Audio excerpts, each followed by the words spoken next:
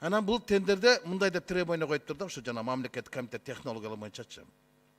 5 жылдын ичинде жанагы инвестор Vega концерн өзүнүн короткон коопсуздук короткон каражатын Кыргызстандан чыгарып кетет экен да. Аны мындай эсептешип коюптур биздин адистер. 5 жылдын ичинде 10 миллион штраф болот. Ошонун жармысын алабыз, жармысын силерге салабыз, жармысын биз алып калабыз. Анан 5 жылдан кийин силер кете берсеңер болот деп. Жылына 2 миллион штраф дейт. Ушундай да болобу?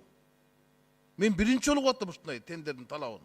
Бул деген мындай да, кыргызча айтканда, болочок бозулан жигитке болочок кайнатасы айтып атат, "Эй, сен менин кызымды алып бер. Мен кызым мыкты, 5 жылда сага 5 эркек бала төрөп берет. Болбосо кайта үйгө келет" деп. Ошондой эле талап болот атпайбы? Ким билет 5 жылдын ичинде канча штраф болот, канча айып болот, канча киши майып болот, канча киши набыт болот. Мына ушул үчүн эле жоопко тарса болот да. Алдын ала анализди ким берди? Ким айта алат ушу 5 жылдын ичинде бизде бир күн айдоочулар бизде жол эрежесин бузбай калса кантебиз? Азайып кетсе кантебиз жол кырсыктары?